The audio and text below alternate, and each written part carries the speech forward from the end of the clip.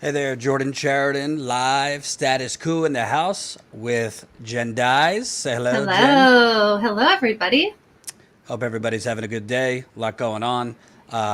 Excited to have a really good journalist and a filmmaker here to discuss the latest. It really has been a lot of new developments in the persecution, I'll call it, of Julian Assange. That aside from very short, brief write ups, has not gotten a lot of attention in the mainstream media. Joining us is Kevin Gosztola. Hope I'm pronouncing it right. I always get it wrong. With Shadowproof, as Yep. well as Gabriel Shipton, a filmmaker who's done a lot of work on Julian Assange. Kevin is in Chicago, and Gabriel, hello, mate, in Australia. Good day, mate. Thanks for joining us, both of you. Everybody, smash that like button right under the video. More people that press like, the more people that will see this. Just a short disclaimer, because I'm already getting it from people. Because I had COVID, I developed asthma, so that's the cough you're hearing. I got COVID tested. I don't have COVID, so sorry if you hear me coughing, but it's asthma. I got to go back to the doctor for this. So I want to start, Kevin. We're going to get to the High Court in the United Kingdom and what they just ruled as far as what the U.S. can and cannot appeal. But I wanted to start first with kind of a, to me, very important, dare I say, smoking gun. That kind of the main witness that the United States has been elevating in terms of trying to show a pattern of Julian Assange supposedly hacking government databases. This witness basically admitted in Iceland that he made the whole thing up, but it's been crickets from the mainstream media and, of course, the Biden administration. Can you kind of walk the audience through, because Kevin, if you don't know, covered the hearing in the United Kingdom for weeks, waking up at 4 a.m. in the U.S., one of the few journalists that was actually allowed to observe it and report on it. Can you kind of describe for the audience what is the significance of this witness who has openly said he did not work with Assange to hack anything?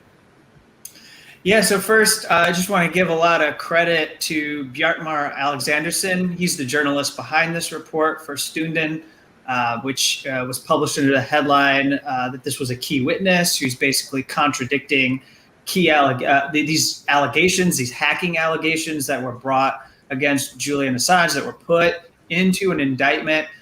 And because we don't have solid media coverage of the Assange case, it's probably confusing to people who don't follow it closely. But back on June 24th, 2020, there was another indictment issued. There were no additional charges, but that new indictment contained fresh hacking allegations that blindsided the legal team who were preparing and knew that in a couple months they had to be ready for an extradition trial. But now all of a sudden, how are we supposed to get witnesses? How are we supposed to get people who can contest these claims that are being made about Assange helping to hack into Icelandic agencies or Icelandic banking institutions? And the source for these allegations was someone called Ziggy Thordarson, who Alexanderson, this journalist, contacted and talked to.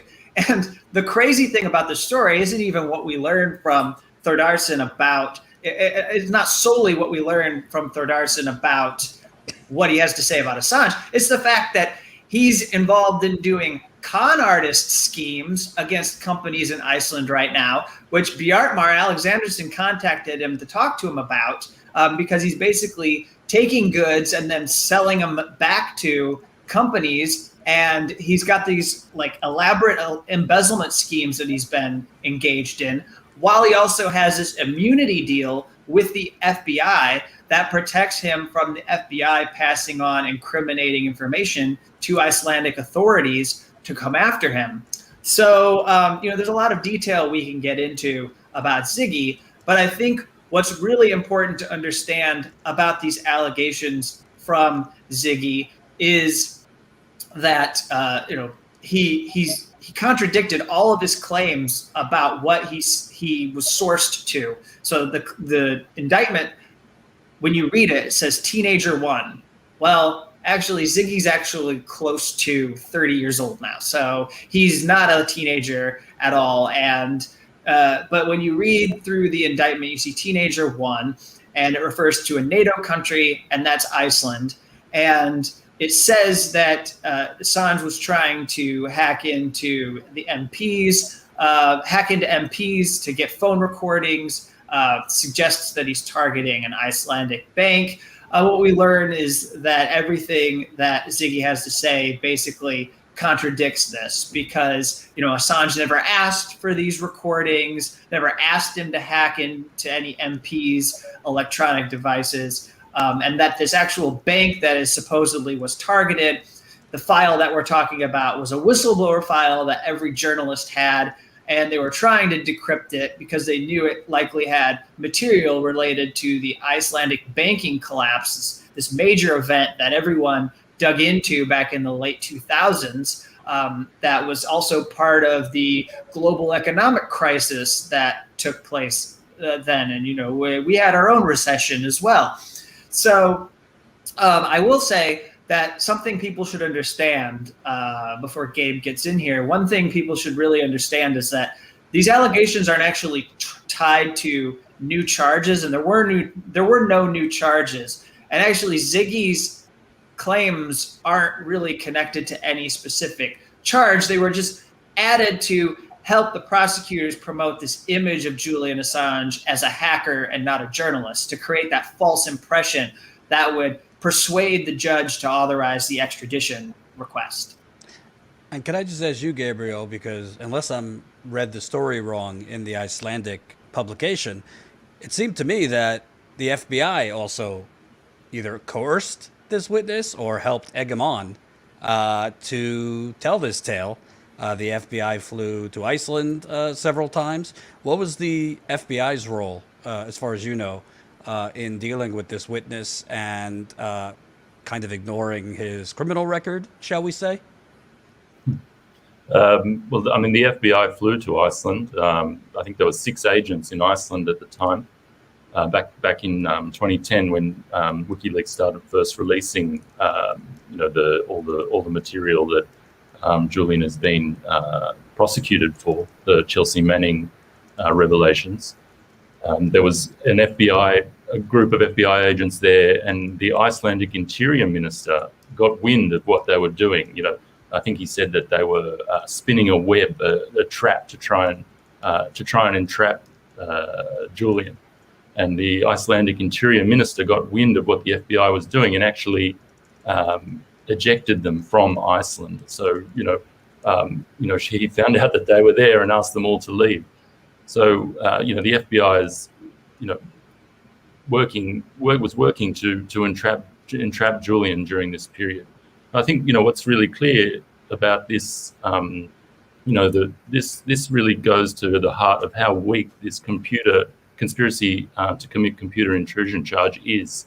That the DOJ needs to get have witnesses with Torderson's record. He's obviously compromised, but they've been able to ignore that because this is just an example of exactly how weak that charge is that they need to bolster it with people, compromised people like Torderson, who they have to offer immunity to. They have to pay. He was paid $5,000.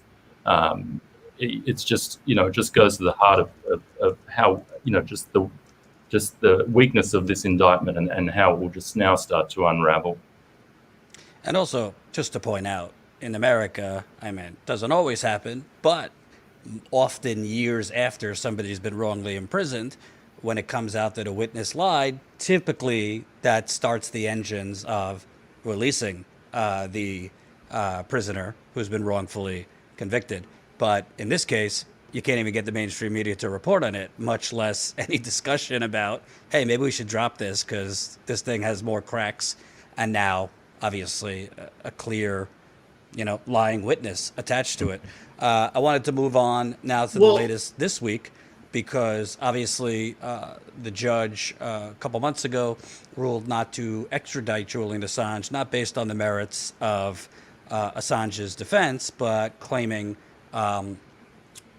he would be a huge suicide risk in the brutal conditions of an American prison. So this week, the United States, it has come out, has been basically, trying to make a case to the judge that, oh no, Julian will be fine. He won't be in Supermax. Kevin, if you don't mind sharing, what is the U.S. Pledging to the United Kingdom to try and, convince them to allow the extradition? And what are they not allowing? Because I know they're allowing kind of this partial appeal for the U.S. Yeah, but actually, there's something you just said there. I know we want to move on from Ziggy, but I think it's really important for people to know before we go to the appeal that this is the new part of the case that was worked on by the Trump administration. Like, those allegations come from the Trump Justice Department reviving, and it says so much about this case that they were relying on someone who was convicted of sex with underage boys, multiple boys, and also was diagnosed as a psychopath, which is something they do in Iceland that's basically led them to not put him in prison, because there's a procedure in Iceland that they do for defendants who are like Ziggy, and that this is who they're relying on in order to put this component of the case together. So to the appeal, because this was huge news, it was something that the entire community of Assange supporters, as well as Julian Assange himself and Gabe and everybody, we've all been waiting for this for like 4 or 5 months for this decision to come down from the High Court. And what we learned is, and I think there's a bit of a silver lining here, that the U.S. government will not be able to challenge medical and expert evidence that was put on the record by Professor Michael Kopelman, who was a defense psychiatrist who saw and treated Julian Assange, who produced records and did exams that were talked about in the extradition trial, that did diagnoses. And the only thing that the U.S. government can really do in their appeal is to contest the conclusions of the judge around the U.S. prison system and how he would be treated. And then there's also the issue that we can get into further separately from the way they're going to present or depict U.S. prisons. There's the issue of now, suddenly, because their case is falling apart and they need to salvage it, they are going to offer these assurances in big air quotes, to the High Court that he would not be put in a special administrative measures, or that he won't be sent to a supermax prison, particularly ADX Florence, Colorado, in Colorado. And then now they're going to say that they have this arrangement with Australia where they could transfer Julian Assange to prison to serve his sentence in Australia, and that he may not serve his sentence in the United States if he was convicted. All things, by the way, that were never brought up at all before the extradition trial, that were never brought up during the extradition trial, and that Assange's legal team have had zero opportunity to contest and challenge in a courtroom before a judge. Before we completely move on, we have a couple of questions about who Ziggy is. Can you give the 3-sentence kind of summary of the latest update for folks who haven't been following? Gabe, did you want to? Yeah, he's a key witness in the prosecution's case relating to the conspiracy to commit computer intrusion.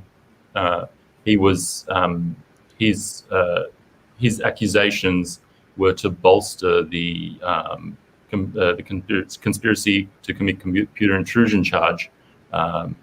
He was accusing Julian of asking him to hack, basically.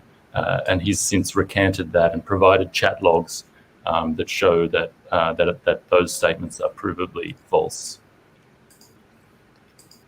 Colin, could you pull up the Dissenter article? Because there's a point in here that I wanted to go through with you too. It seems bizarre to me, Colin. It's about the 5th paragraph down.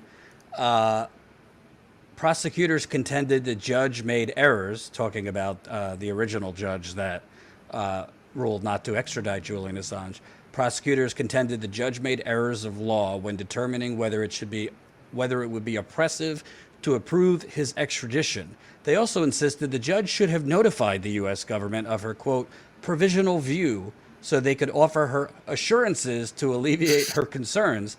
I don't know, Kevin, I know you're not a lawyer, but I've never heard of such a thing. So, like, during a regular murder case, like, should a judge, inform the defense or the prosecution of the judge's provisional view?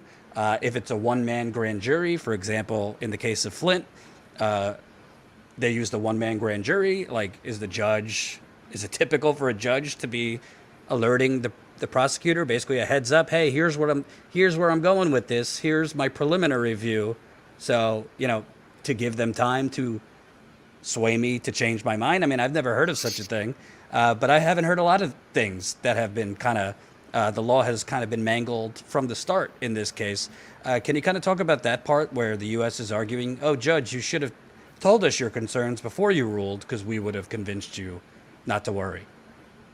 This may be like how you'll see some prosecutors who will assure judges that they won't pursue the death penalty against a defendant, and like sometimes that can help them in the success of their case, especially if there's questions about how cruel it will be if they are convicted and what they'll go through.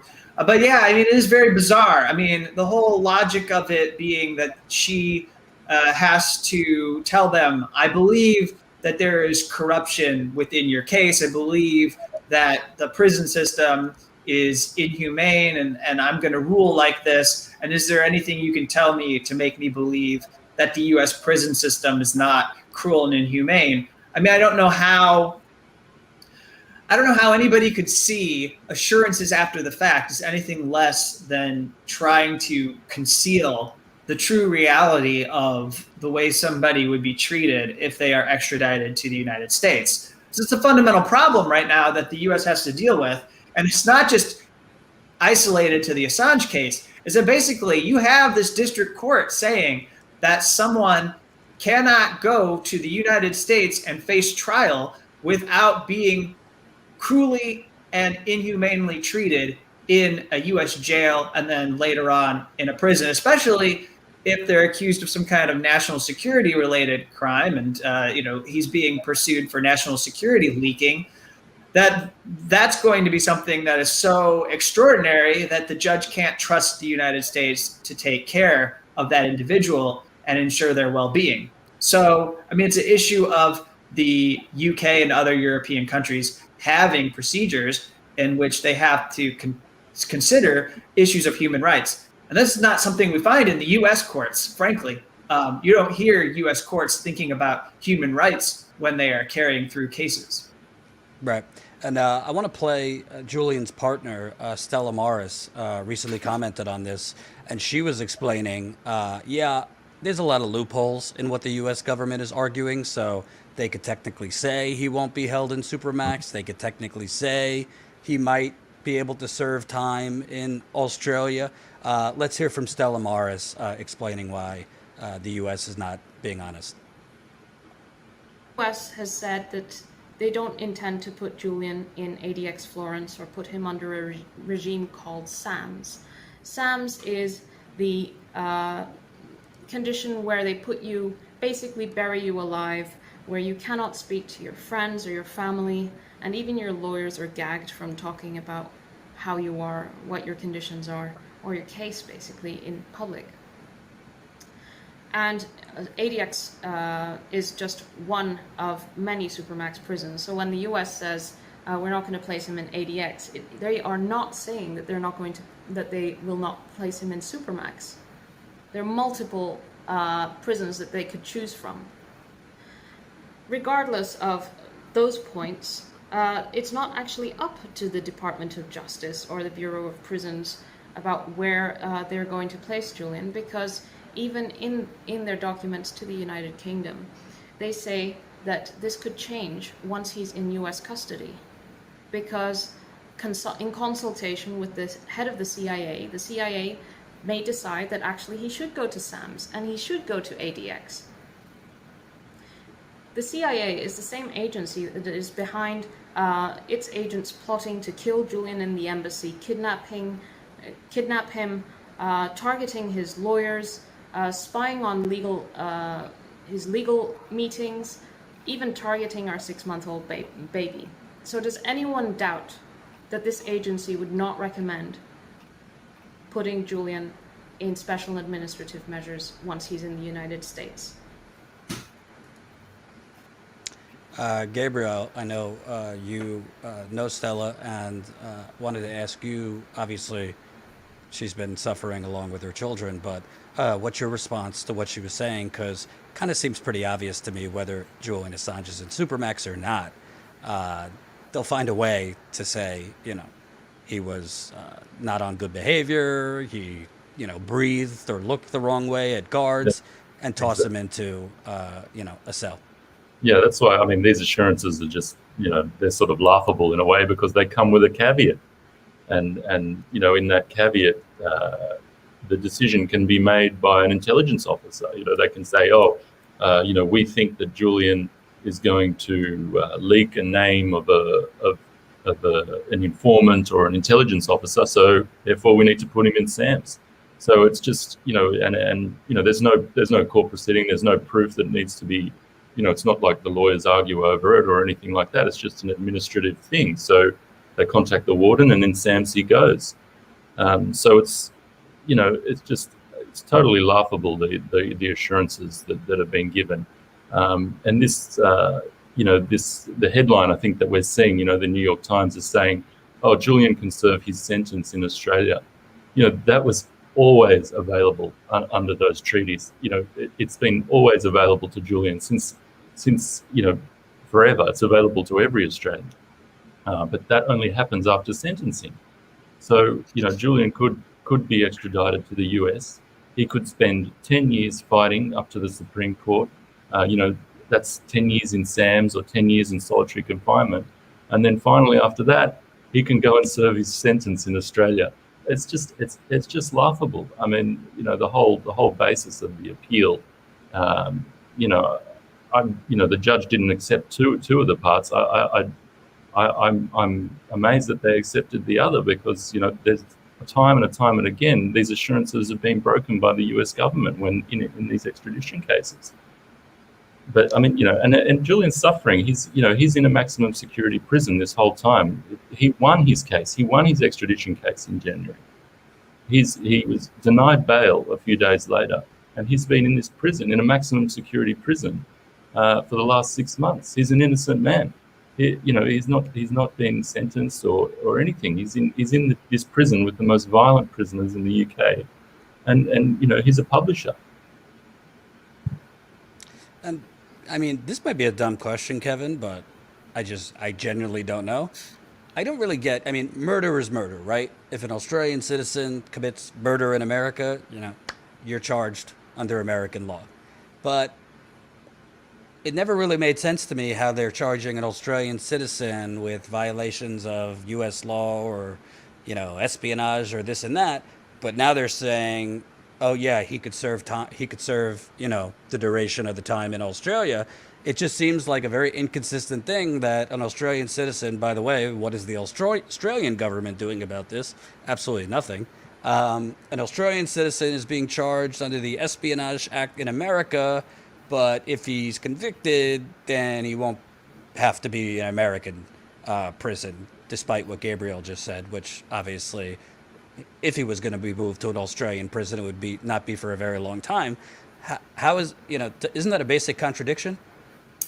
So this might be better for Gabriel to address, but my sense would be that when you look at how the Australian government has so supremely failed Julian Assange in protecting him, it's possible that in these private conversations, one of the things they said is, we would like our citizen to come back home and serve any sentence in Australia. And that actually amounts to what they consider to be protecting him and his rights. That I would believe that the people, this public officials and the corruption in Australia is so bad that they actually believe that this amounts to protecting one of their own by saying to the US government, we want Julian Assange to come back to Australia if he is convicted in the US, which is not protecting your citizen at all. Because as you say, how can you be expected to follow this law when you are not a US citizen?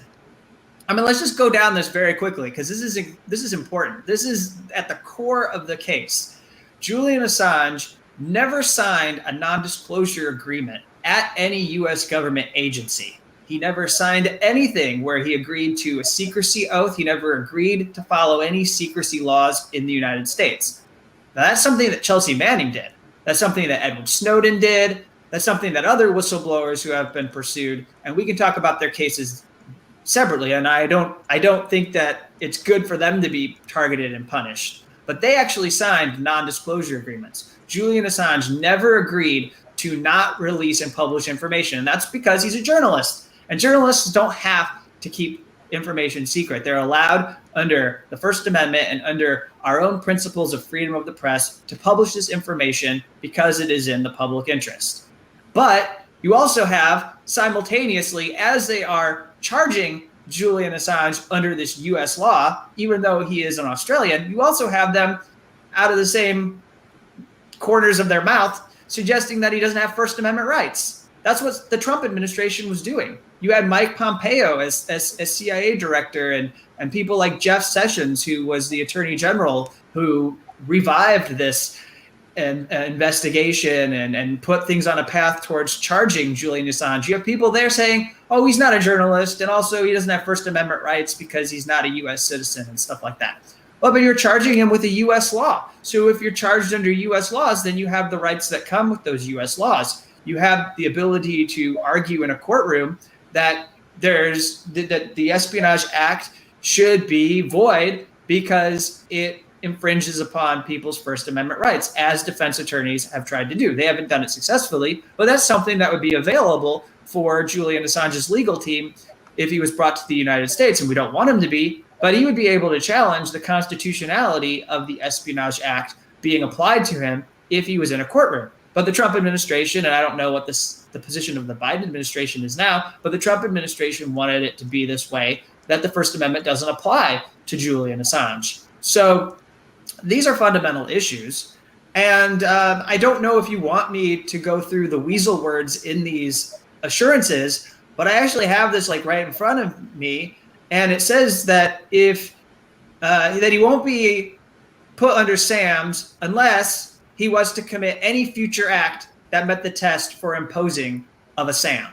Well, that doesn't suggest to me that he's not going to be put under SAMS. All they have to do is find the thing that they claim qualifies him for SAMS, and you put him under SAMS. Then you also have that he will not be held at ADX Florence. If he is convicted and sentenced to a term of imprisonment, Assange will not be held at the ADX, save that the United States retains the power to designate Mr. Assange to ADX in the event that after entry of this assurance, he was to commit any future act that then meant that he met the test for designating him. So that's a whole bunch of jargon that amounts to, well, if we decide we still want to put him in SAMS or ADX Florence, Colorado, we could do so even after he's extradited. So none of this is worth anything on the paper that it was submitted to the high court. Nobody who is a judge on that high court should take any of this seriously. Right. Jen, I want to ask you something too, because to me, there's like an elephant in the room here. So for example, Jen and I work on stories together. We have a story coming out soon that's going to be co-published in 2 different outlets. So technically speaking, if one, the chief outlet that we worked with on it was ever gone after for a certain thing, I mean, technically speaking, you would think the other outlet that we're co-publishing with, that was also part of the editorial process, would be gone after. But in this case, I mean, the New York Times, as far as I know, co-published the Iraq war logs and a lot of the things Julian Assange found. This is why President Obama and the Department of Justice, Jen, said we have a New York Times problem here. But I don't think the New York Times should be persecuted, nor should Julian Assange. But all the focus is on Julian Assange, but the New York Times co-published this, Jen. So I have, as you know, Jordan, something direct to say about this. So for Kevin and Gabriel and the audience, I was last week among a lot of New York Times folks, and I had the opportunity to ask a New York Times media lawyer. Sell out. Right. Yeah, I had the opportunity to ask a New York Times media lawyer this exact question. What I said was, should journalists in the United States be worried about what is happening to Julian Assange and what may happen to Julian Assange? And I'm sure you guys might be able to guess the answer, which was essentially it's complicated. He said that some people look at him as strictly a publisher, and other people think that he went too far in assisting Chelsea Manning, and that he crosses the line away from publisher into kind of assisting. And so that therein lies the problem. So this was not an opportunity where I could kind of push back. It wasn't that sort of setting, but I just wanted that answer. I wanted to know, straight from the horse's mouth, what does the New York Times think about this?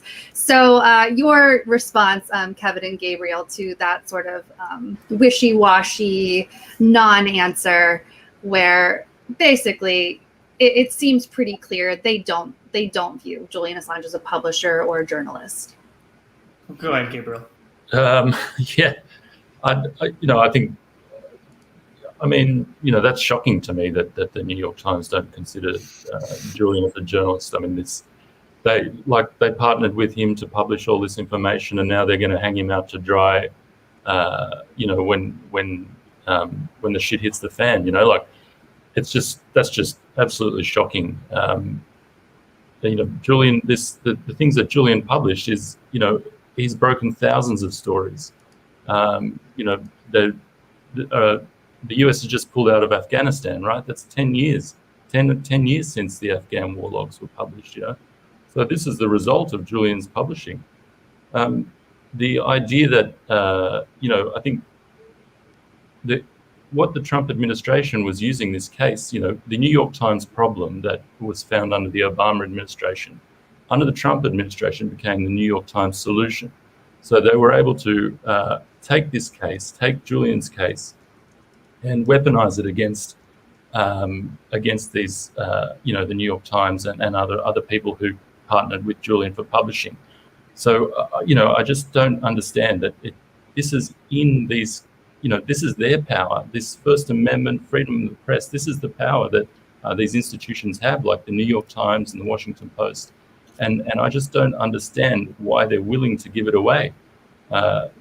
Using the Espionage Act against a publisher is, it's never been done before. And it's sort of a gaming of this 1917 law to be turned on somebody who publishes state secrets.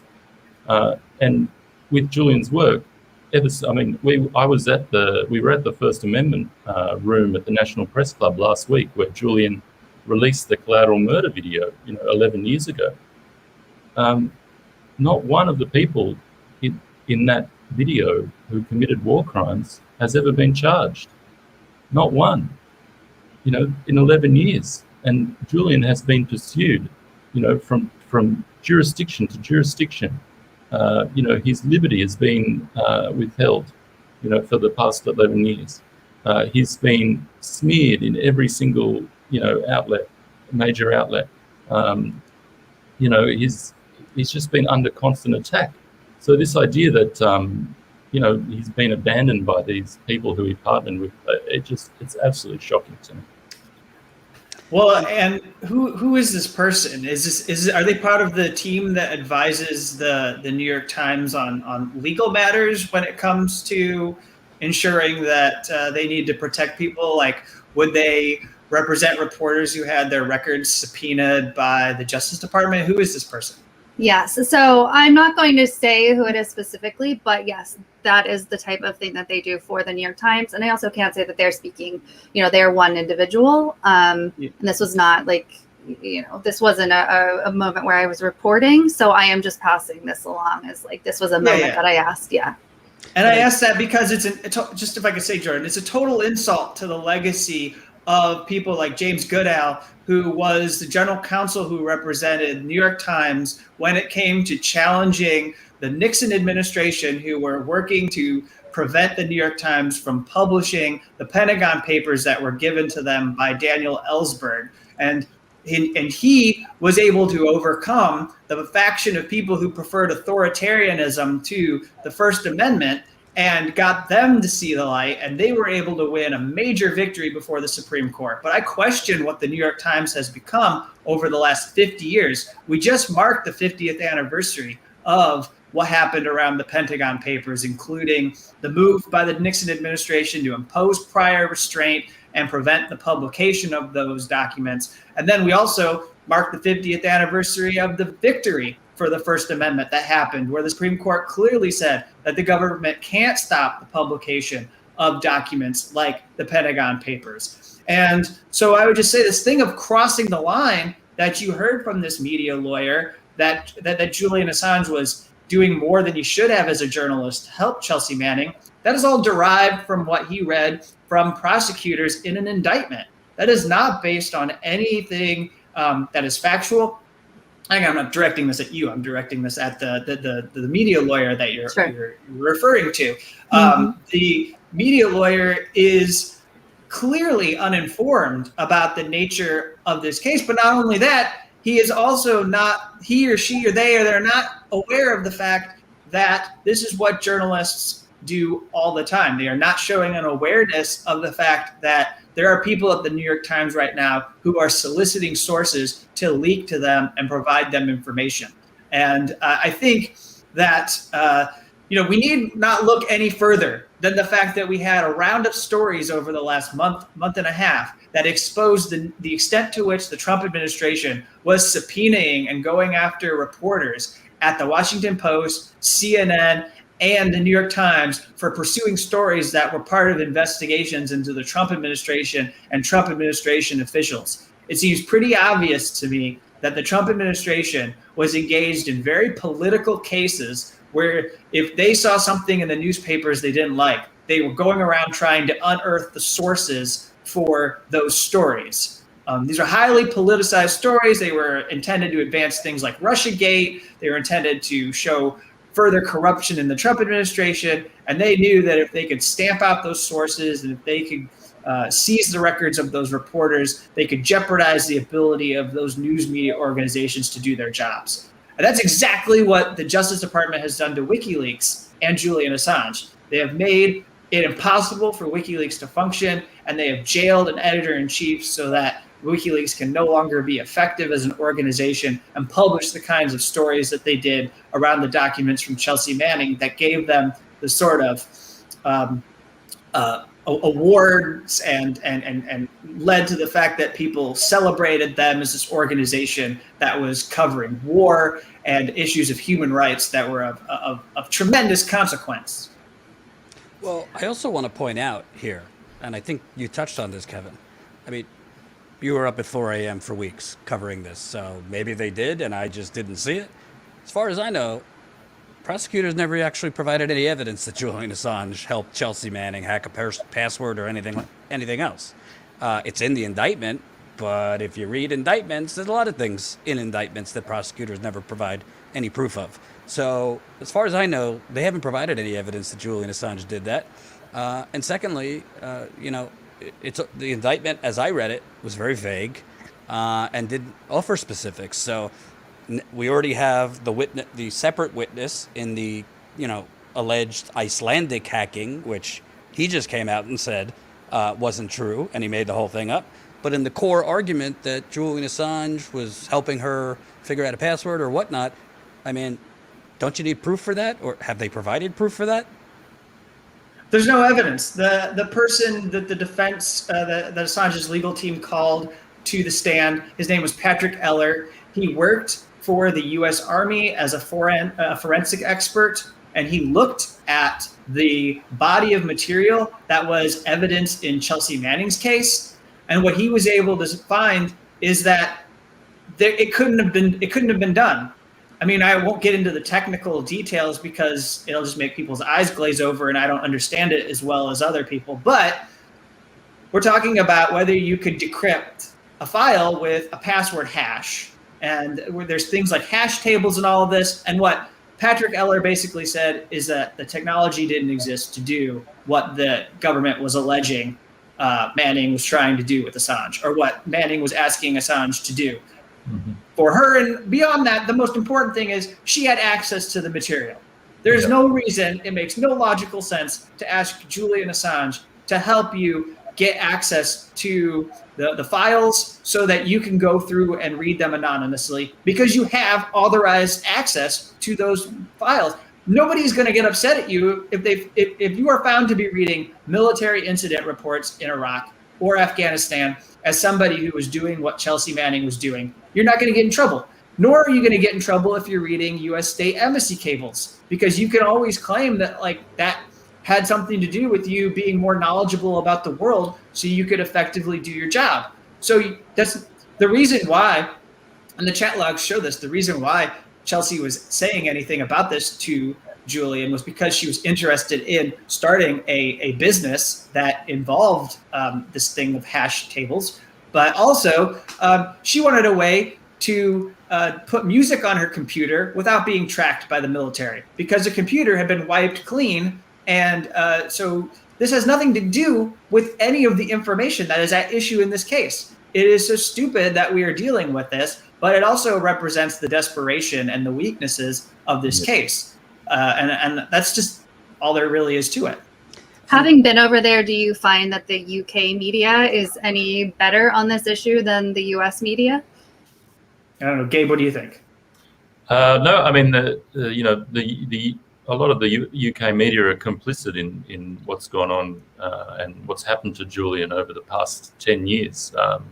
They've worked hand in hand with, intelligence services to smear Julian, to create this public impression that he is, a narcissist, or, uses his, doesn't feed his cat, all these sort of things. The media has been complicit in creating this narrative that has helped the persecution of Julian. The Guardian has come around. They've put out editorial now. I think they are coming around now, but it's been a long time, and they have a lot to answer for. But I think they are slowly coming around and realizing that this is an attack on their power. That if this happens to Julian in the UK, this could happen to any of their journalists, any of their editors. The US can reach into the UK, pluck someone out, keep them in prison for 3 years, 4 years, however long the extradition process takes, without actually any of the evidence being, this is the thing with these extradition cases. They can make these claims, but none of the evidence is able to be examined or cross-examined. The defense can put in witnesses and make statements, but, that's not allowed in an extradition proceeding. So these statements can just be made by the prosecutors, and they can't be questioned in a UK court. So it's this abuse of this extradition agreement in the UK. So, I mean, they have more to be scared of than people in the US, actually, people in the publishers and editors in the UK. And Kevin, I want to mention something that is kind of I guess, in the weeds thing, but I think you'll understand it as a journalist. Obviously, the first two major things about this is freedom of the press and human rights, which Julian Assange's rights as a journalist, publisher, and just as a human have been violated. But there's a secondary story here that I think is going on, and it continues the trend. We already have a corrupt media. We already have a media that basically has glaring conflicts of interest because of the corporate advertisers they have, because of who owns these media companies. But secondary to that, this is about the continued ideological tribalism of media companies. You mentioned, CNN, the New York Times, Washington Post, rightly outraged at revelations that Bill Barr, the Trump Justice Department, were, trying to get access to reporters' emails, phone logs, all these things. So if it is against them or the perpetrator is, someone they declare a boogeyman that's good for their ratings, they're all collectively outraged. But when the same thing is going on, or a similar thing is going on with Julian Assange, crickets. Hey, when Julian Assange at WikiLeaks released this, the Iraq war logs, Rachel Maddow and gang were happy as can be. They all supported WikiLeaks. They all loved WikiLeaks. But then, narratives form that Julian Assange supposedly is working with Russia to release Hillary Clinton's emails. Again, no evidence ever provided. And then all of that goes out the window. So this is really about, there is no consistent First Amendment principles among our mainstream media. It's just, if you release something that's good for, our team or our ideological preference, you're accepted. If not, you're forgotten. Yeah, there is a tribalism.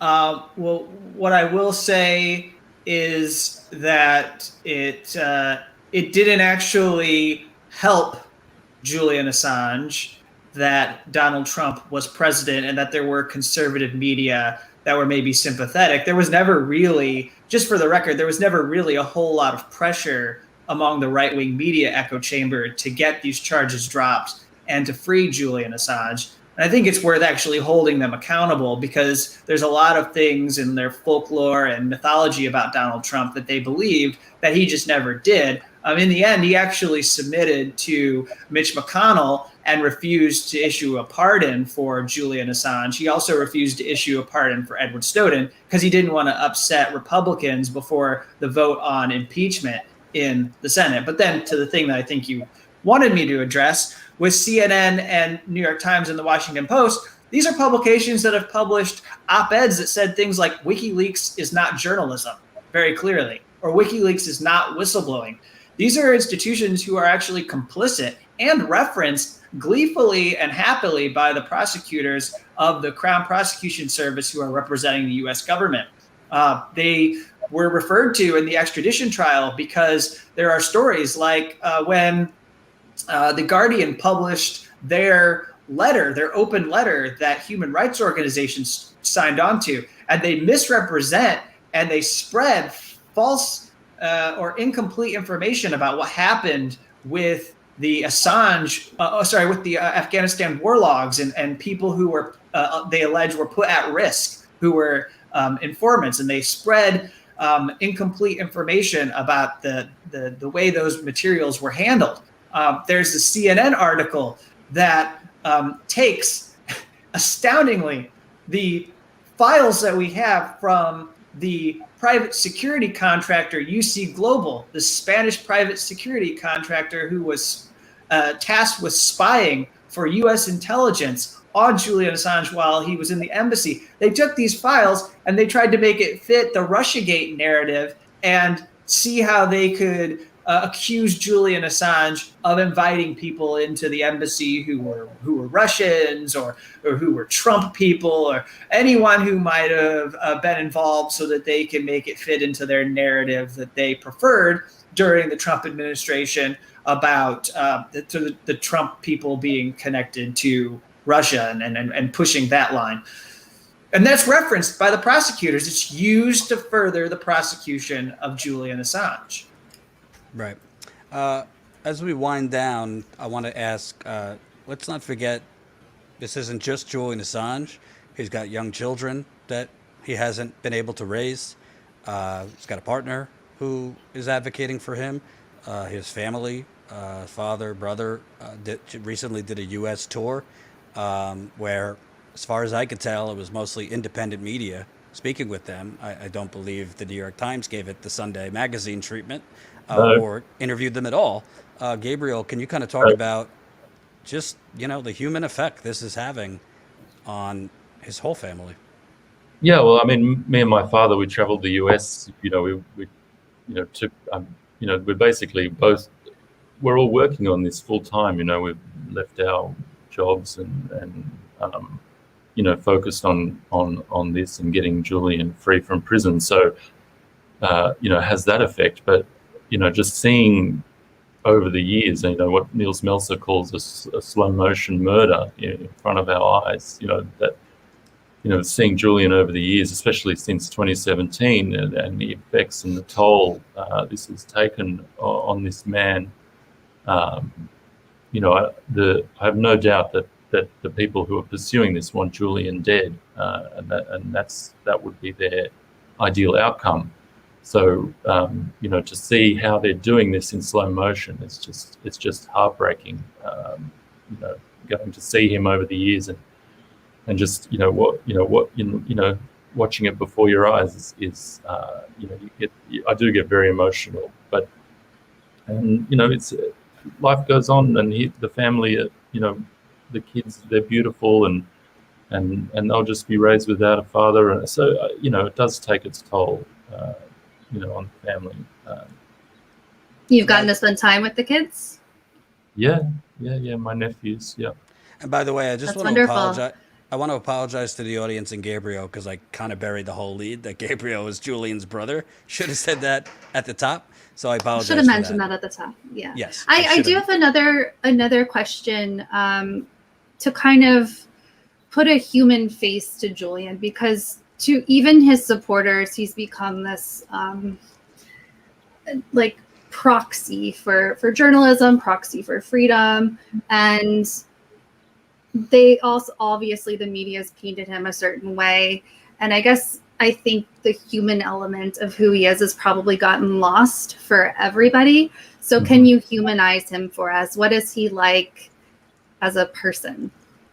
Yeah, I mean, you know, as an older brother, you know, he's very supportive. You know, no matter what was going on. I mean, I'm not a publisher or a journalist, or I'm a filmmaker, and you know, whatever was going on with me, or you know, he'd be releasing all this stuff, and he'd always take the time out to, you know, talk about my problems, or you know, talk about just normal stuff. You know, like how his kids are getting spoiled by his grandparents and by their grandparents, and you know, how my dad should slow down, like just, you know, normal family stuff. You know, he's just he's a person, he's a human being. He's not this symbol, you know, that people make it out to him. He's not a martyr. Like he's a human. People love him. He has a family. Yeah, I don't know. That's, Yeah. you know, he's a very special person to me, as well as my brother. So. And last question, Kevin. Where does this go? Because obviously President Biden's not being asked about it. The mainstream media is not covering it. There's not, I mean, there are groups, you know, organizing for Julian digitally, in-person events. But where do you see this going? You know, you don't have a crystal ball, but will Julian's defense have a chance to appeal if this U.S. appeal is successful? What's the next steps here? Yeah, so we expect a hearing in the fall. I'm hearing that it will be September, October, probably, that it finally is scheduled. And then the U.S. will go before this court and they'll make their arguments. And then Julian's lawyers will be able to rebut them. As for a cross appeal, correct me if I'm wrong, Gabriel, but I don't think the court gave any indication on whether they reject or will allow the cross appeal to go forward. I've seen, or I know of, some of the grounds that the legal team for Julian want to challenge, but I don't know that they're going to get their opportunity.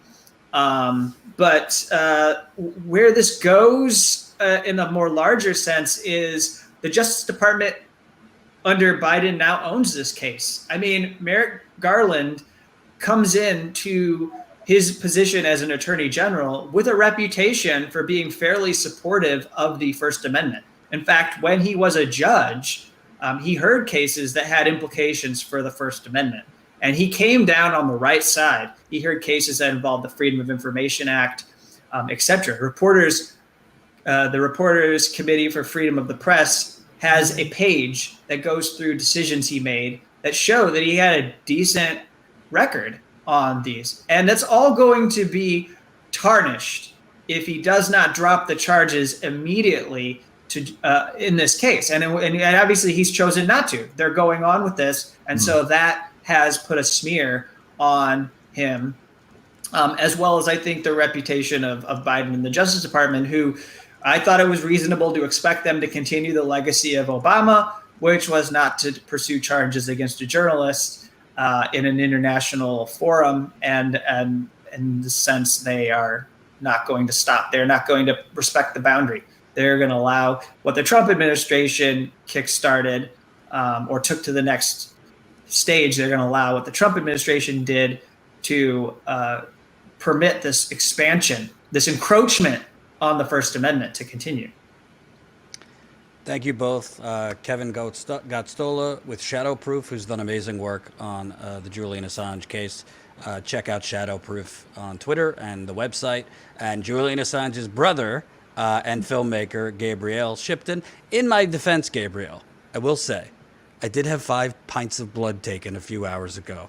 Indeed. And my mind has not been so swell. I did know you were Julian's brother. I just forgot to say so. So my apologies. Before we guys. officially let you guys go, is there something that folks who are sitting at home can do to learn more, to help? You can go to AssangeDefense.org if you want to learn more about the case and ways to help. What we were asking people when my father and I toured across the US in June, we're asking people to get in touch with their representatives, their Congress people, their senators, and just let them know that, they care about their rights, their press freedom rights, their First Amendment rights, and that they want this case, dropped because they can see the implications for their own freedoms. Yeah, the dissenter.org is where, as a project of Shadowproof, it's a newsletter. I'm sharing all of the reporting on the Assange case there. So that can come to your inbox. If you go to the dissenter.org, you can subscribe. It's free. There's a paid part, but to get all the important journalism, it's free. So you can go there if you want to stay up to date on latest developments with the Assange case. That's another place to go. Fantastic work you've been doing, Kevin, and you as well, Gabriel, and good luck to your brother. Thank you. Thanks, Jen, Jordan. Take care. Bye. Bye. So that was obviously Kevin and Gabriel. It's good to see. I mean, I would like to see mainstream press covering this, but at the very least, we do have a very good amount of independent media covering this. Crystal and Sagar, obviously, Jimmy Dore, Lee Camp, and a lot of other channels have been covering this. So, we need to cover it. We need to keep it in the news. I don't have much hope that it would pressure the mainstream media to cover it. But sorry, guys, I just drank an old drink. Sorry for the face. Continue. The collective coverage matters. We need to keep the attention on this. Not allow this to be normalized. Crystal and Kyle had Julian's father and brother on, I believe. We'll stay on it because this is really just a continuation of the banana republic we're living in. This is absurd that this man was charged to begin with, much less had to be in an embassy, which was essentially house arrest, the Ecuadorian embassy, and now in prison despite winning the extradition case. It just seems like clearly this is not about the law. This is about, making a political prisoner and to try and prevent and chill anyone who tries to be a future Julian Assange, man or woman, and publish, investigate U.S. war crimes or anything like that. So we'll stay on it. I do feel pretty stupid that I didn't say it was his brother. I'll have to put myself in. Yeah, well, it's been a lot happening today for sure. But yeah, we definitely should have mentioned it at the top because it's an important note. But that was really, really great. And I have to say, I had mentioned the New York Times answer the other day on a live stream. but seeing their responses was particularly striking. You know, Kevin and Gabriel's response to the New York Times lawyer's answer, because it truly is that simple. You know, when you just heard Kevin and Gabriel break it down, like, no, that's ridiculous. Of course, this is, you know, an assault on press freedoms. So I think that answer was good. And I have to say, like, the New York Times is extremely proud of their Pentagon paper reporting and said so in this same like moment. So that, yeah, for them to not get it, or to have a reason to not get it, perhaps, is again, to use the same word, striking. To answer someone's question, that drink was sitting here since before the road trip. So I drink these like ordained drinks. They help me with my long hauler and stuff. And I thought it was new. That was very disgusting. Continue, Jordan. And by the way, I didn't bring it up to them because, you know, I didn't want to go into Stephen Donziger, but New York Times First Amendment lawyer is also working for the private law firm going after Stephen Donziger, a human rights attorney who literally beat Chevron in a led to Chevron being on the hook for $9 billion for poisoning the Amazon.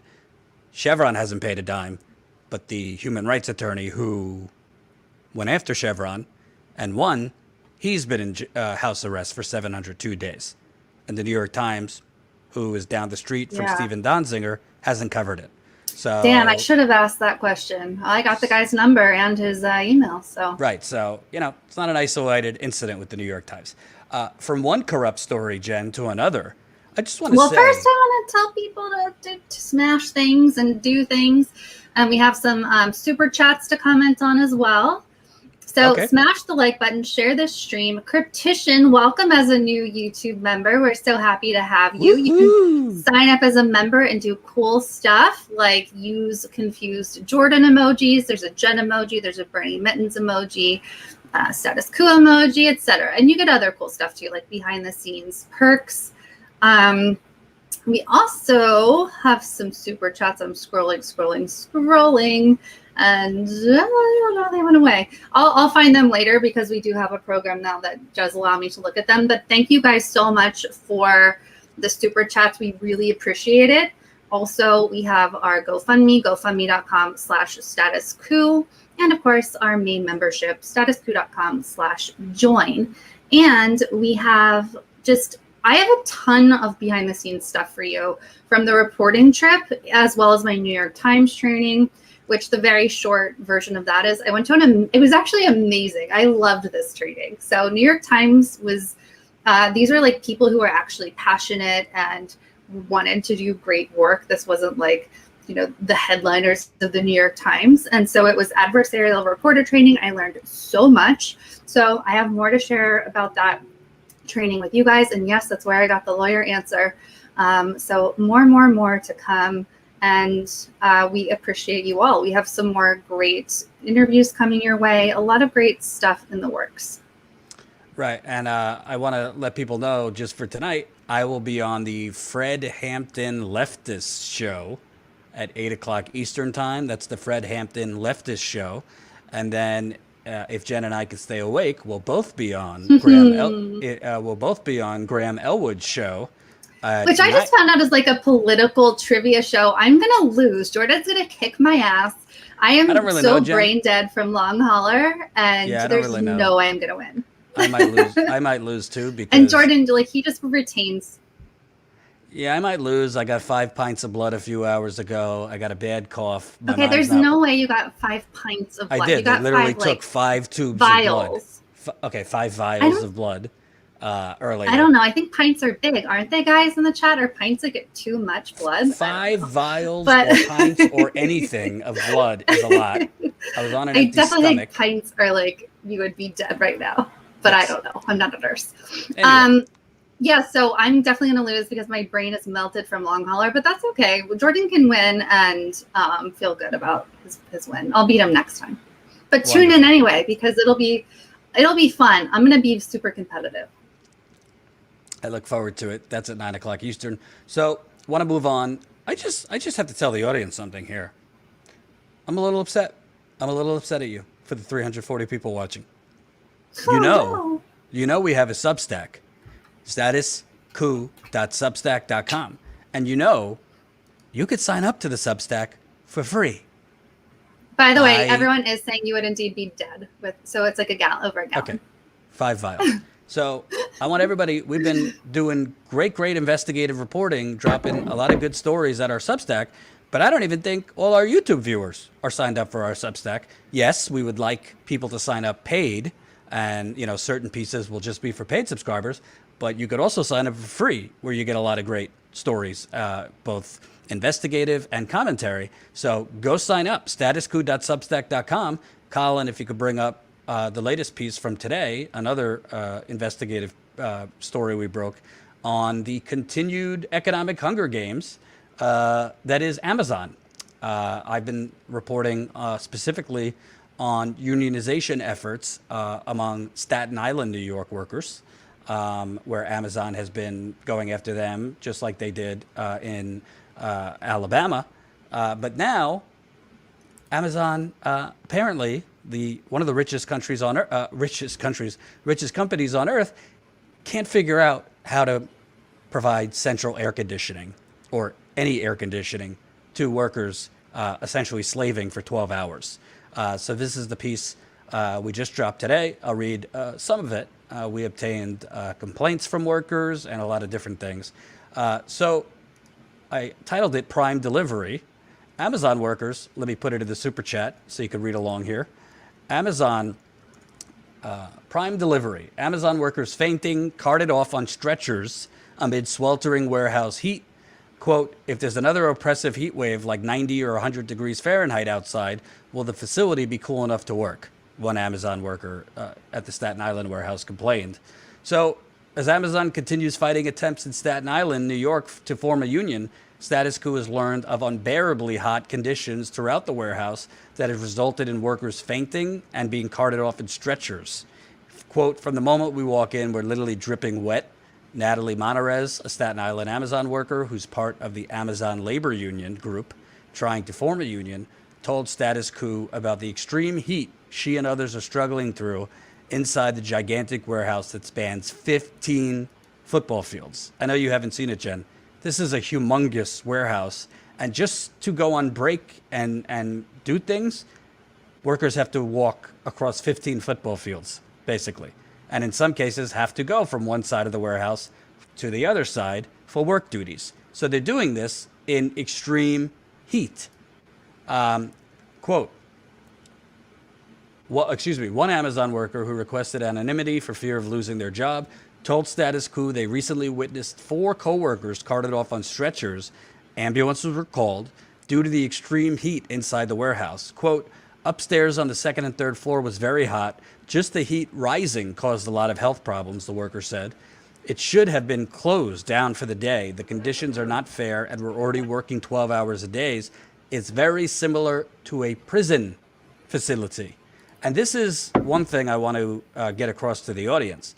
For a lot of stories, it's hard to get people on the record.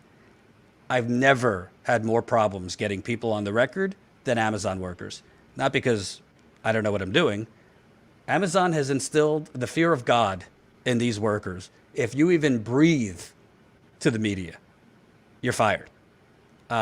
Honestly, the only workers who have gone on the record did so with fairly large outlets, and along with going on the record to those outlets, also filed complaints with the National Labor Relations Board. So it kind of was too big enough profile at that point where Amazon couldn't retaliate because there was media pieces and they had already made complaints to the National Labor Relations Board. But outside of that, I won't get into details because these people have not come forward and they won't speak on the record. I know of at least 2 even worse stories than this. And this is pretty bad. People are fainting, being carted off in stretchers. I know of even worse stories of terrible things happening to workers, but the workers who the terrible things are happening to, Jen, are basically, they're chilled. They are, it's a chilling effect. They don't want to come forward. These are working class people, in many cases poor people, who don't want to lose their job, and as a result, have to suffer through really inhumane working conditions. And by the way, it's not just Amazon. We know this happens to other workers in America too. Let's keep going. Derek Palmer, one of the lead organizers with ALU and a fellow Amazon worker, echoed these concerns, telling Status Quo he saw someone faint last month and get rushed to the hospital due to the hot temperatures in the warehouse. In response to the sweltering heat, Amazon has provided fans for workers, many of which don't work. There's a photo from one workstation that a worker sent to us. Quote, obviously a fan blowing the same hot air back at you doesn't really help. Connor Spence, another ALU member and Amazon employee, told Status Quo. Dana Miller, another ALU member, ALU again is the group trying to organize at this warehouse, told Status Quo she's passed HR officials in their fully air-conditioned offices wearing sweaters and hoodies. So again, these workers only have fans that are blowing hot air. HR, they got wonderful air condition, and workers are passing them in hoodies and sweaters. Many workers' faces, quote, look red, Spence said.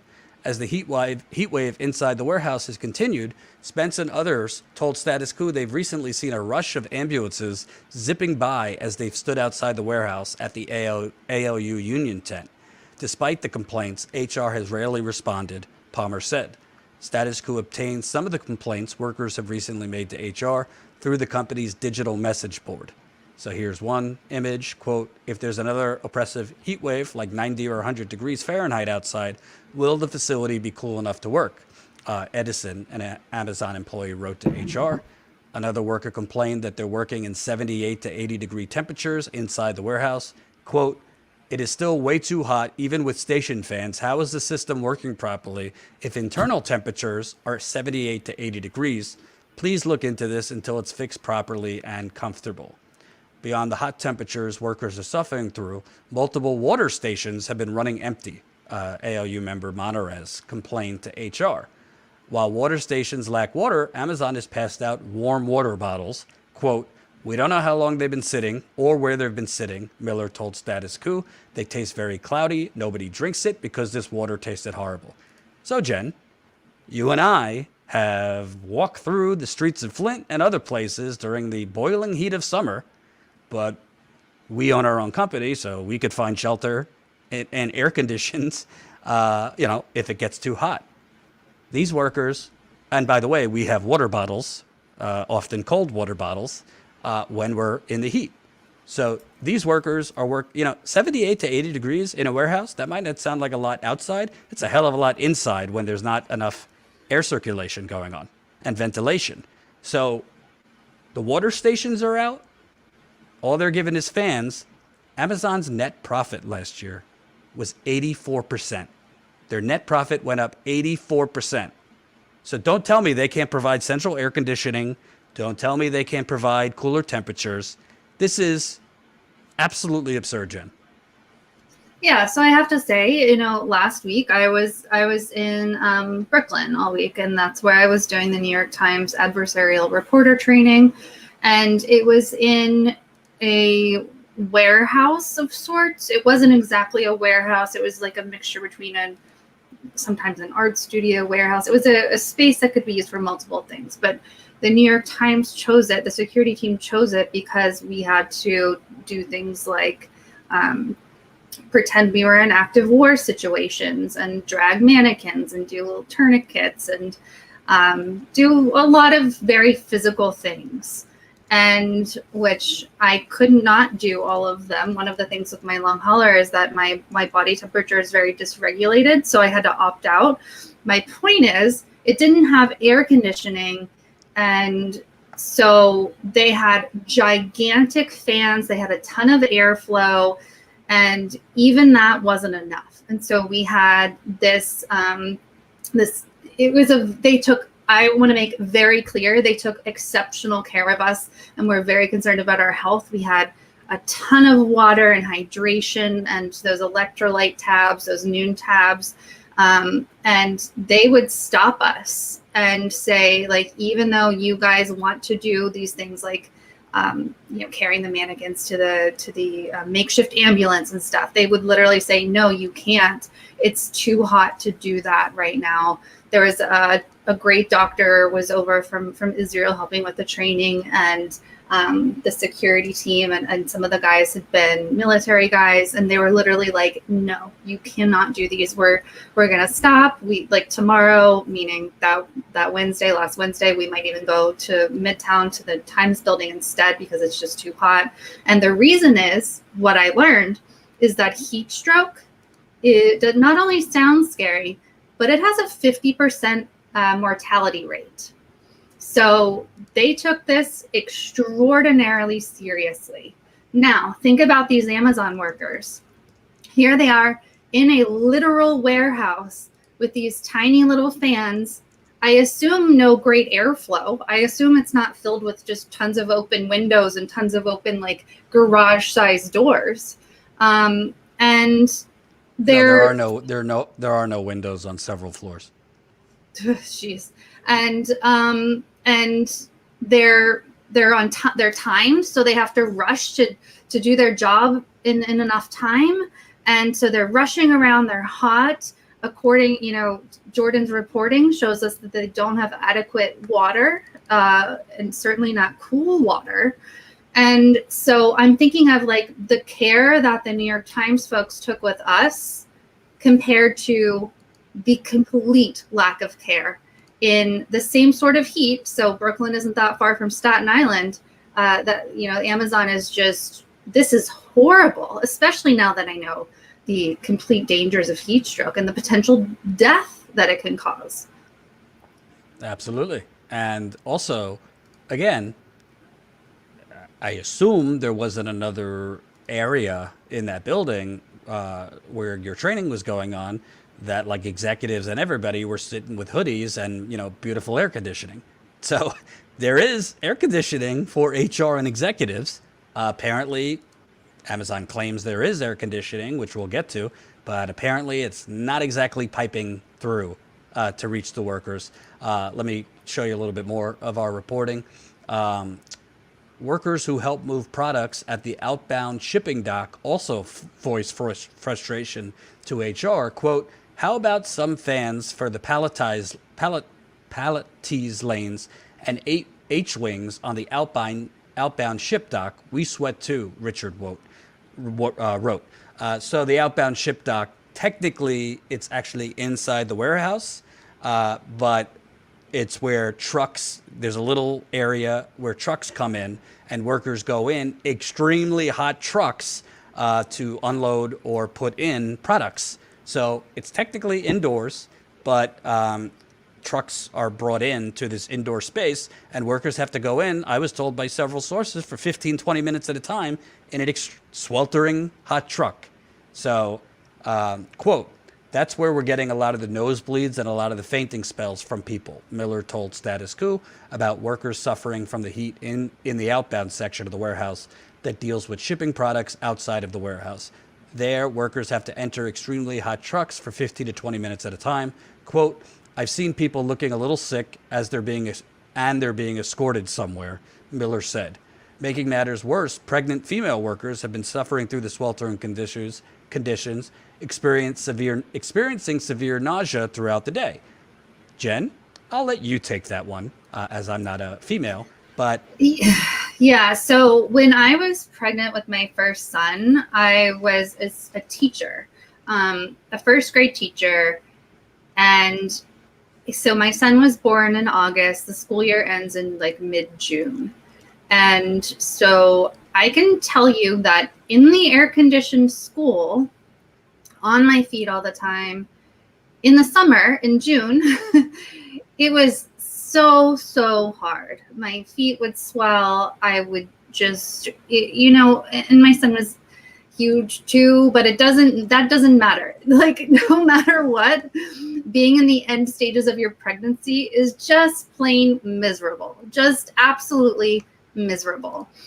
The fact that pregnant women are getting so overheated that they're nauseous is horrible. That signals that there's something dramatically wrong. I mean, it's one thing to be nauseous and throwing up, as part of your pregnancy symptoms, which I've gone through that as well. And it's anyone who's gone through it knows that that's just horrible. But to be overheated on top of those symptoms, that's just so extraordinarily dangerous. And then on top of that, you have a baby that's coming. You have this life that you have to provide for very, very soon. So you don't want to give up your job. And you have to be, in an Amazon warehouse job, you have to be on your feet all the time. These folks are in heat all the time. I just can't even imagine. I mean, I would often just sit down as a teacher, which is hard to do when you're teaching 6 and 7-year-olds, but you got to do what you got to do.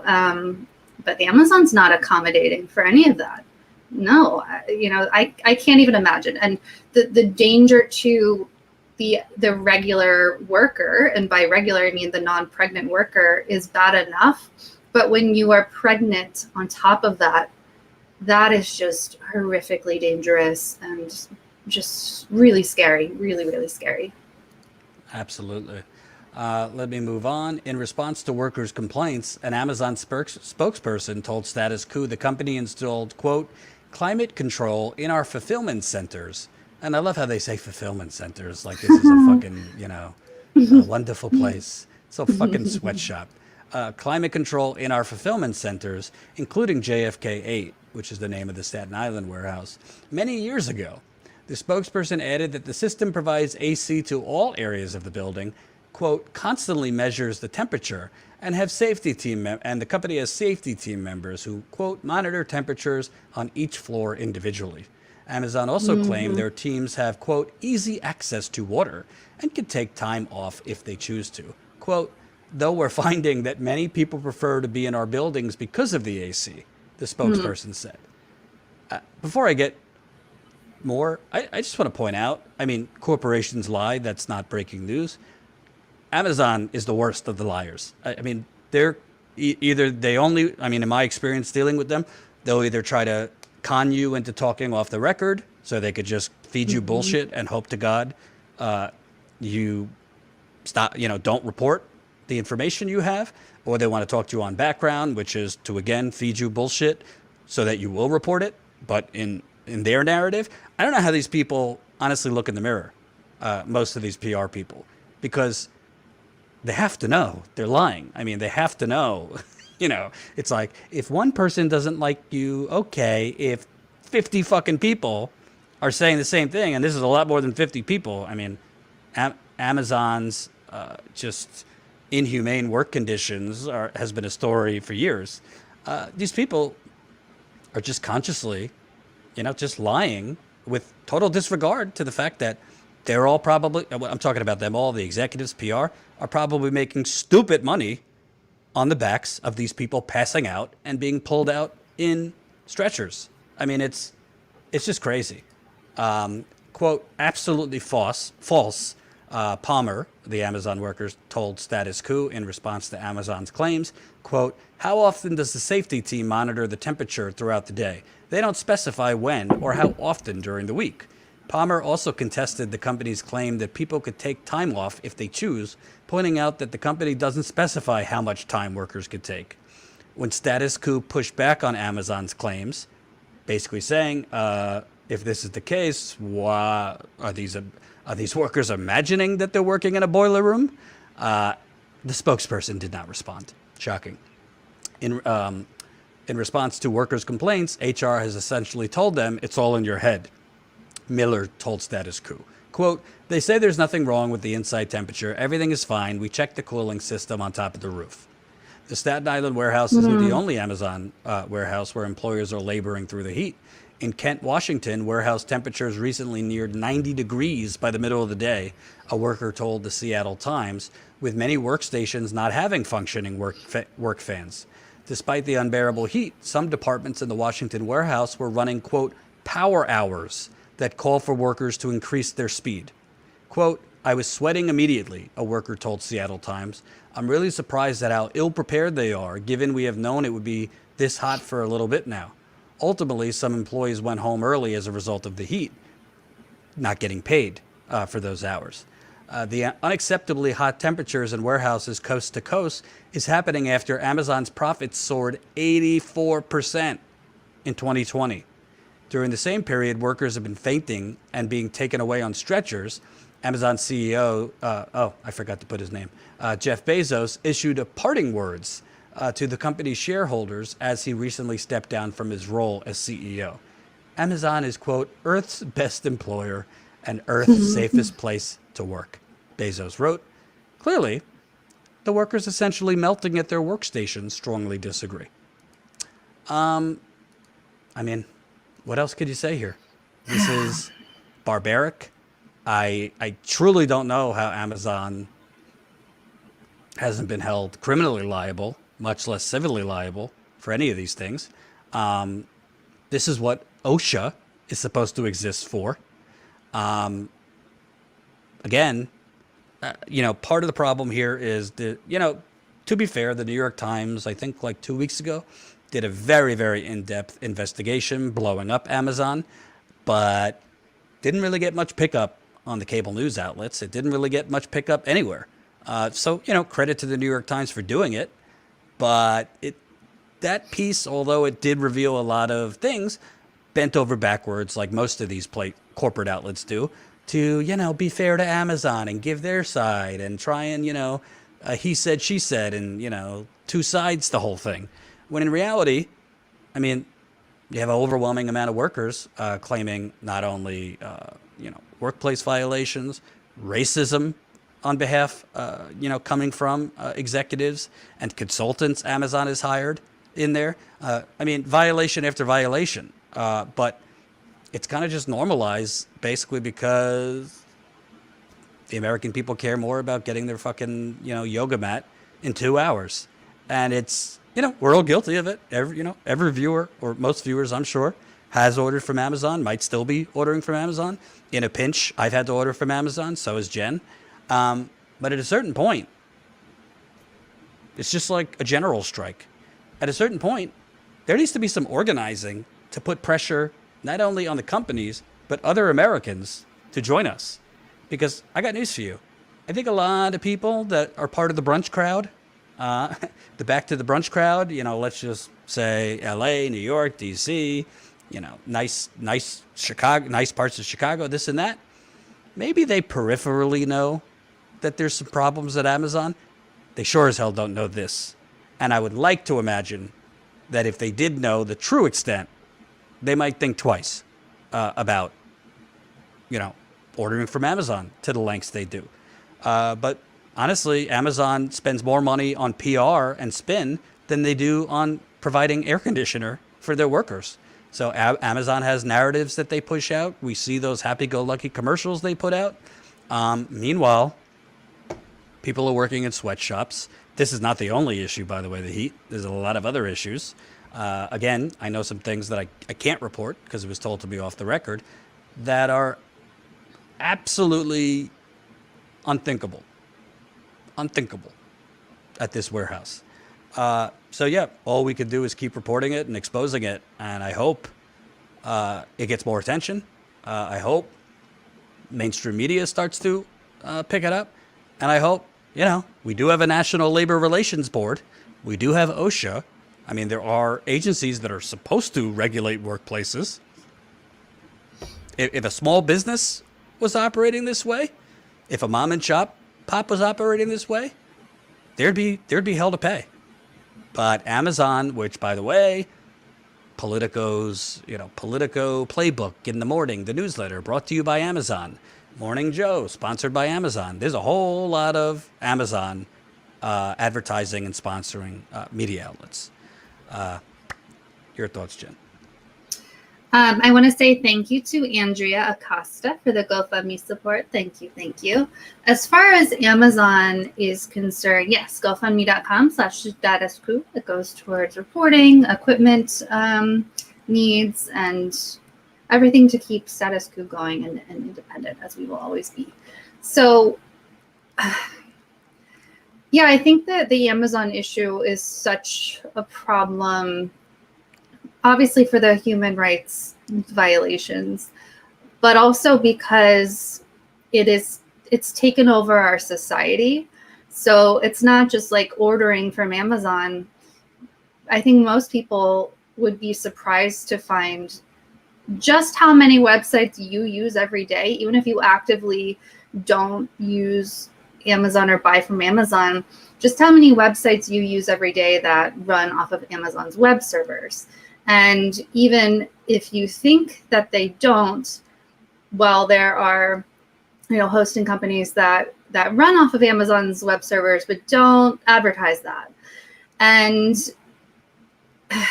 Amazon is really infiltrating everywhere. So this is an issue that needs to be taken to the highest levels, the government. This is an issue that isn't going to be solved by, not buying the latest Stephen King novel on Amazon. This is an issue that needs to be, we need to hit in mass companies in their pocketbooks who are associating with Amazon or doing things with Amazon. It's hard, and it's something that, yeah, and kudos to Jordan for continuing to shine a light on this, because I think that the only thing that is going to change it is hitting these companies in their pocketbooks, Amazon and otherwise, the ones that benefit from Amazon, but also letting people know that this is happening. And Jordan's kept on these stories. Pushan Brown talking to Tina, the sister, and that has become more of a nationwide story because of Jordan's reporting and the fact that he's kept up with Christian Smalls, who was part of this organizing. And now I don't know what you've done, like 4 stories or so on the Staten Island warehouse specifically. When I was in Beverly Hills last fall, I did some reporting in front of where protesters were in front of Jeff Bezos's mansion. And by the way, all cell signal service, including our live view that allows us to go live in the field, completely went dead, meaning no cell service at all, no signal at all, right in front of Jeff Bezos's mansion, which is not legal. There were drones flying around overhead. It was very weird, but Chris Smalls was there. And so the word is spreading. And I think truly the only thing that's going to bring change is shining a light on the human element here and letting people know that this isn't just about, getting free 2-day shipping or not. This is literally about people's lives. Focus on the parts of that story that talk about people being carted away in stretchers. Think about those pregnant women who are very ill but have to, save up money or earn money to take care of the life that's coming. So I don't know what to say.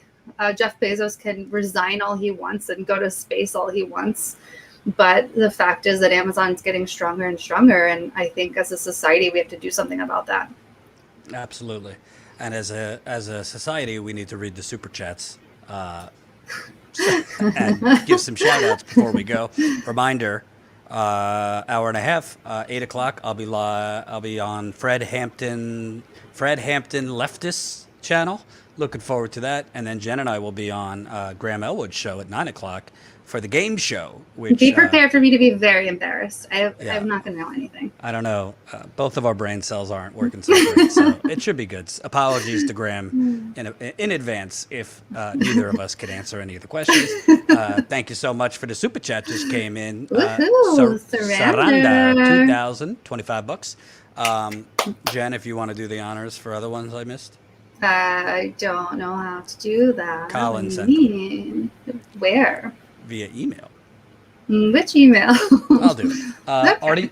Artie Swiss, $4.99. Went to college with Kevin. Such a great person and force. Yeah, he's definitely underrated. I really like Kevin. You should check out Shadowproof, everybody.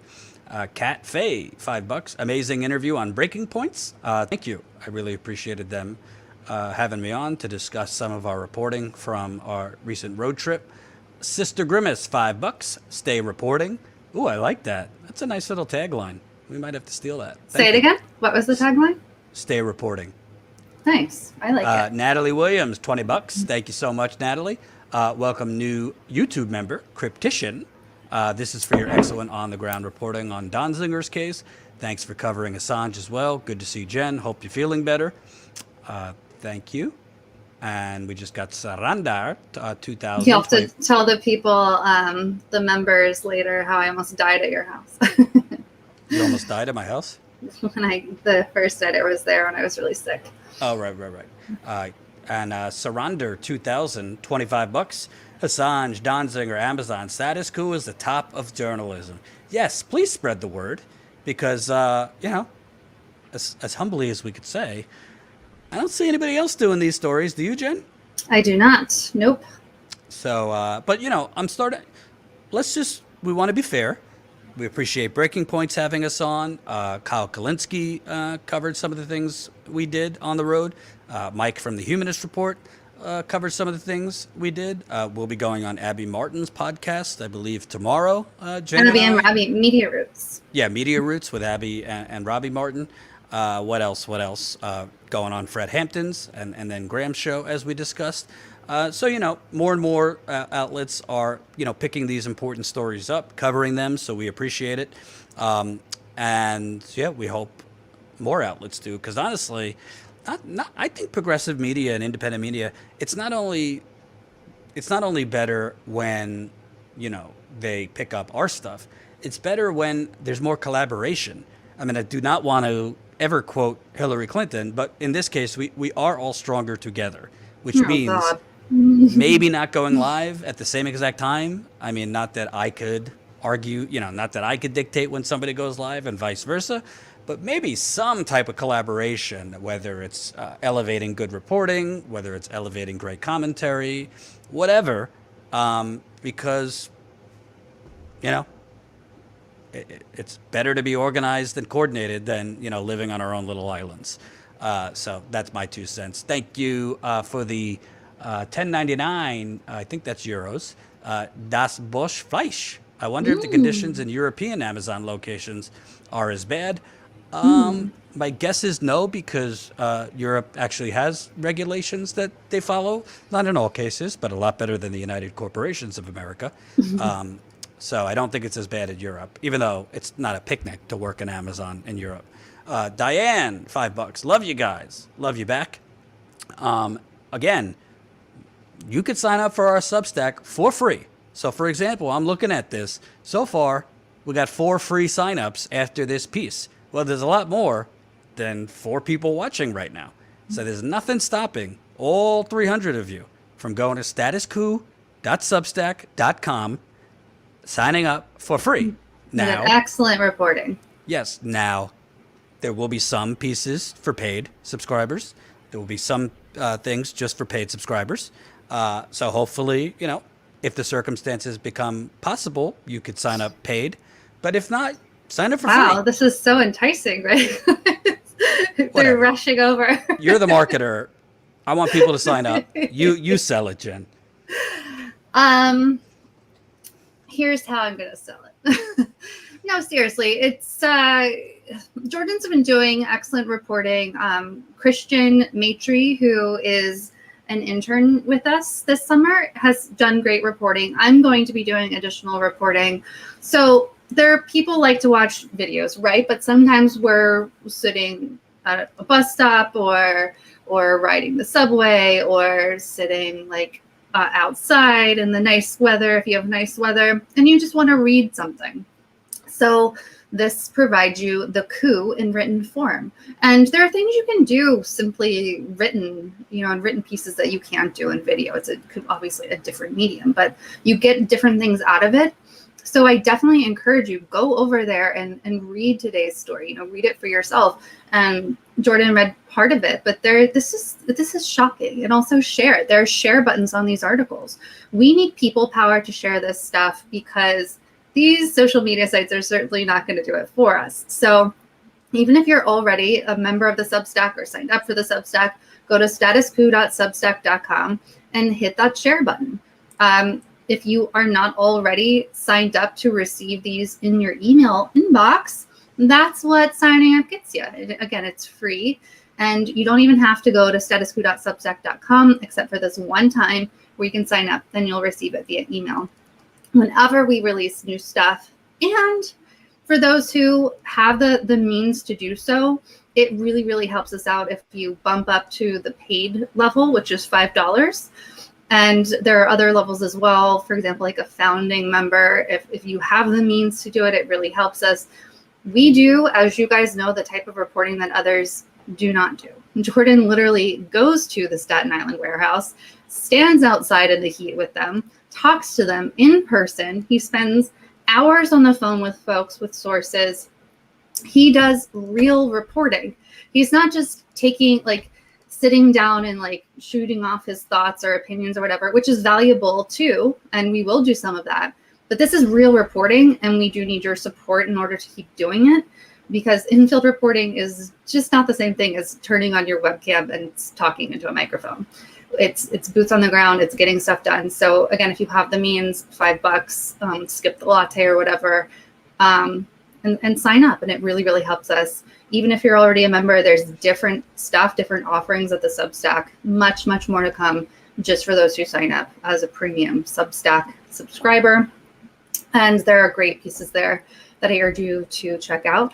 And I'm going to be doing some pieces coming up that might ruffle some feathers, but it will be, I think, incredibly important, and it will be extraordinarily thorough. And I am determined to do this reporting because I think it matters. So I will let you guys know what that is coming up, but you have to sign up to the Substack in order to know it. So statusquo.substack.com if you want to see what I've got cooking up in this brain up here. And I think you'll get a lot out of it and really like it. So head on over there. Open up a new tab while you're thinking about it.